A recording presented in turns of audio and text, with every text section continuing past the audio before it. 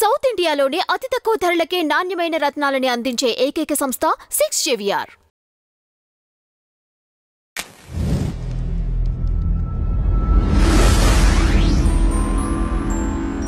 Madam నమస్తే. నమస్తే అండి. మేడం, బాలకృష్ణ గారి సాంగ్ ఒకటి రిలీజ్ అయింది డాకు మహారాజ్ నుంచి, దబిడి దిబిడి అని ఒక సాంగ్. ఆ సాంగ్లో కంపోజ్ చేసిన స్టెప్స్ గురించి, కొరియోగ్రాఫర్ని అలానే చేసినందుకు బాలకృష్ణ గారిని, ఎమ్మెల్యే పొజిషన్లో ఉండి అటువంటి స్టెప్స్ ఎలా చేశారని ఆయన్ని అసలు కంప్లీట్గా సోషల్ మీడియాలో ట్రోలింగ్ అవుతుంది ఆ సాంగ్. దీనిపైన మీ అభిప్రాయం ఏంటి అసలు? ఏంటి ఇప్పుడు ఏ సాంగ్స్ బాగున్నాయో మీరు చెప్పండి. ఇప్పుడు ఇలాంటివి ఎక్కడా జరగలేదా అసలు? ఇంతకుముందు ఎవరు కొరియోగ్రాఫ్ చేయలేదా? సీనియర్స్ ఎవరు ఈ రకంగా చేయలేదా? సీనియర్ ఎన్టీఆర్ గారిని మ్యాక్సిమం ఇవే స్టెప్స్ ఉంటాయి. ఆవిడ హీరోయిన్, ఆయన హీరోయిన్ ఇట్లా కొడతాడు కూడా. అది అప్పుడు నడిచింది, ఎవడు దాన్ని అబ్జెక్ట్ చేయలే. ఆ టైంలోనే నడిచింది. ఆయనేమో ఒక 50-60 ఏళ్ల మనిషి, ఒక చిన్న అమ్మాయిలతోటే కదా చేశారు. అది జనాలకు నచ్చిందండి. మీరు మాసు క్లాసు అని ఉన్నప్పుడు మాసు ఉంటుంది. కొరియోగ్రాఫర్స్నే మనం తిట్టాలి అనుకుంటే తిట్టండి. ఇప్పుడు మనం చూసాము, అతను ఎవరు, ఇంకొక కొరియోగ్రాఫరు జానీ మాస్టరు. అందులో మంచి చెడులు మనకు తెలియదు. అతను నిజంగా తప్పు చేశాడా లేదా, అమ్మాయి ఇంతకాలం ఎందుకు ఊరుకుంది అనే సందేహాలు అందరికీ వచ్చాయి. అవునా కదా? మరి ఎందుకు మీరు ఒకళ్ళనే టార్గెట్ చేస్తున్నారు? వాళ్ళు శేఖర్ మాస్టర్ కావచ్చు, జానీ మాస్టర్ కావచ్చు, అంటే కొంతమంది వాళ్ళ ఎదుగుదలను చూసి ఇట్లా చేస్తున్నారా చూడలేక? కొరియోగ్రఫీ ఆయన చేశాడు శేఖర్ మాస్టరు. మరి ఆవిడెవరు, రౌతాల. మరి ఆ అమ్మాయి అబ్జెక్ట్ చేయలేదు కదా. మీకు ఒక విషయం చెప్పాలి ఇక్కడ. నేను వాణిశ్రీ గారితో ఆ మధ్యన మాట్లాడినప్పుడు ఆవిడ చెప్పారు నాకు, ఒక సినిమా ఎన్టీఆర్ గారితో, సినిమా పేరు మర్చిపోయానండి, అందులో కొన్ని స్టెప్స్, కొన్ని డ్రెస్సులు చాలా ఘోరంగా ఉన్నాయట. ఉంటే ఆవిడ ఎన్టీఆర్ గారి దగ్గరికి వెళ్ళి, వాణిశ్రీ గారు, సార్ ఇట్లా ఈ డ్రెస్ వేసుకోమంటున్నారు, నా ఒళ్ళంతా కనిపిస్తోంది, ప్లస్ ఈ సాంగ్ కూడా నేను చేయడం కష్టం అంటే, చేయకపోతే మానేయమ్మా, కాలం మారింది, నువ్వు డైరెక్టర్ ప్రొడ్యూసర్ చెప్పినట్టు వినాలి అన్నట్టు. ఆవిడ ఆ తర్వాత సినిమాల్లో మానుకోవాలి అని డెసిషన్ తీసుకున్నారు ఆవిడ. ఇంకా సినిమాలు చేయకూడదనే ఒక డెసిషన్ని ఆ తర్వాత తీసుకున్నట్టు ఆవిడ. అంటే చూడండి, ఇప్పుడు ప్రొడ్యూసర్ అనేవాడు బతకాలి కాబట్టి హీరో అన్నవాడు కాంప్రమైజ్ అవ్వమంటున్నాడు.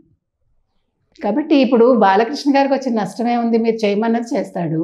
ఇప్పుడు శేఖర్ మాస్టర్ కూడా కొత్త స్టెప్స్ ఇవ్వాలి అనుకున్నప్పుడు రకరకాల విన్యాసాలు ఉంటాయి.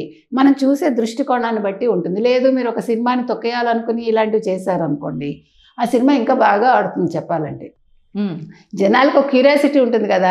ఎప్పుడైనా మీకు సినిమా సరిగా ఆడదు అనుకుంటే ఒక కాంట్రవర్సీ సృష్టిస్తారు.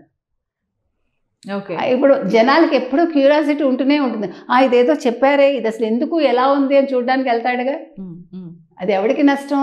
అంటే ఈ స్టెప్స్ కానీ, ఈ సాంగ్ కానీ సినిమా పైన ఎట్లాంటి ప్రభావం ఉండదంటారా? డెఫినెట్గా ఉండదండి. ఇంకా ప్లస్ అవుతుంది ఖచ్చితంగా. ఇప్పుడు బాలకృష్ణకి ఒక ఇమేజ్ ఉంది. బాలకృష్ణ అంటే నందమూరి వంశంలో ఎవరు మాట్లాడినా ఏం చేసినా చెల్లుబాటు అవుతుంది అంతే. ఇప్పుడు మీకు మెగా కుటుంబం ఎలాగో వీళ్ళు అలాగే కదా. ఎవరికి ఉండే ఫ్యాన్ ఫాలోయింగ్ వాళ్ళకు ఉంటుంది, నచ్చేవి ఉంటాయి. ఇప్పుడు అలా అనుకుంటే మరి ఫారిన్లో, యుఎస్లో అతను పెద్ద కటౌట్ పెట్టి బాలకృష్ణది ఎలా చేశారు. అందుకని ఇప్పుడు ఇలాంటివన్నీ కూడా సినిమానేమి చెయ్యవండి. సినిమా హ్యాపీగా బాగా నడుస్తుంది. ఇప్పుడు 3 సినిమాలు వస్తున్నాయి మనకి. దేని ఇది దానికే ఉంటుంది అంటాను నేను.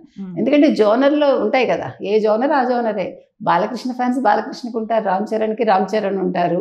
వెంకటేష్ సినిమా కూడా చాలా బాగా పోతుంది అనిపిస్తుంది. మీరు అవన్నీ చూస్తే, సంక్రాంతికి వస్తున్నామని ట్రైలర్ చూస్తే చాలా సరదాగా ఉంది. అంటే వెంకటేష్ని ఇంకా చూసేవాళ్ళు ఉన్నారా అనేవాళ్ళు ఉన్నారు.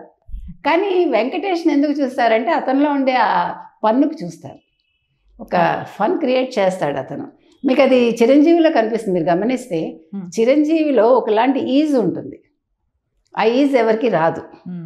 మళ్ళీ మీకు రజనీకాంత్లో ఉంటుంది అది, కమల్ హాసన్కి లేదు మళ్ళీ అది. అంటే వాళ్ళ బాడీ తీరే మీకు చాలా బాగా అద్భుతంగా అనిపిస్తుంది అనమాట. వాళ్ళు చేసేది ఇట్లా వంగుని చిరంజీవి ఒకలా చేస్తారు చూడండి, చాలా బాగుంటాయి, జనాలకు నచ్చుతాయి. నేను అనేది అది. దాంట్లో మనం చెడు తీసుకుంటే చెడే ఉంటుందండి. సినిమాలో మంచి చెడు రెండూ ఉంటాయి. మనం చూసేది మరి అర్జున్ రెడ్డి చెడ్డ సినిమా కాదా? యానిమల్ అంతకంటే ఘోరం కదా. ఎందుకు చూశారు జనాలు?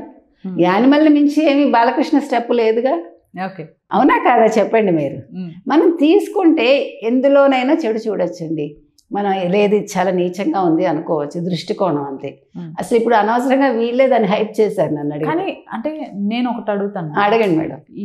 ఈ స్టెప్స్ ఇవి పెట్టకుండా ఇంకా మంచి కంపోజిషన్ చేయలేరా? చెయ్యొచ్చు, ఎందుకు చేయలేరు? కానీ మాస్కి కావాలనుకున్నప్పుడు ఇలాంటివి పెడతారు.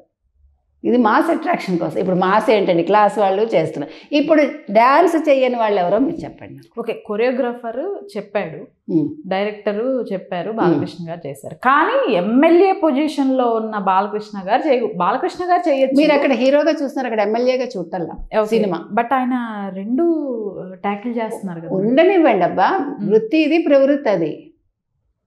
అవునా కాదా? కాబట్టి మీరు అక్కడ ఎమ్మెల్యే బాలకృష్ణ సినిమా చూడరు. ఇక్కడ బాలకృష్ణ హీరోగా చూస్తారు, ఇక్కడ ఎమ్మెల్యేగా మాట్లాడతారు. So you cannot compare. అలా అనుకుంటే సినిమాలో చేయకూడదు కదా. కాబట్టి మీరు ఇలా ఉన్నారు కాబట్టి ఇది చేయకూడదు అంటే అసలు సినిమాలో తీయకూడదు. దీనికి అంతం ఎక్కడండి? దేనికైనా వాదించాలనుకుంటే వాదించవచ్చు, దాన్ని కాంట్రవర్సీ చేయాలంటే చెయ్యొచ్చు, దాన్ని మళ్ళీ మీరు రివర్స్ చేయాలంటే చెయ్యొచ్చు. అన్నీ ప్రజల చేతుల్లోనే ఉన్నాయి. సో ప్రజలు అడుగుతున్నారు, మేము చేస్తున్నాం అంటున్నారు. మరి హీరోయిన్స్కి అంత బట్టలు లేకుండా చూపిస్తున్నారు. వ్యాంపులో ఇంకా అందంగా ఉన్నారు కదా చెప్పాలంటే. అవునా కదా? ఒకప్పుడు జయమాలిని, జ్యోతిలక్ష్మి, ఒక సిల్క్ స్మిత, అనురాధ, వాళ్ళకు ఒక ప్రత్యేక జోన్ ఉండేది కదా. ఇప్పటికీ మనం వాళ్ళని అభిమానిస్తాంగా. వాళ్ళు అలా డ్యాన్స్ చేశారు, మనం తక్కువగా చూడవండి. మనకు జయమాలిని అంటే అంతే అభిమానం. జ్యోతిలక్ష్మి ప్రేమ్నగర్లో ఒక పాట, అసలు ఆ పాట ఎవర్ గ్రీన్ ఎప్పటికీ. అవునా కదా? ఆ డ్రెస్ చేంజ్ అవుతుంది చూడండి, ఆ కలర్.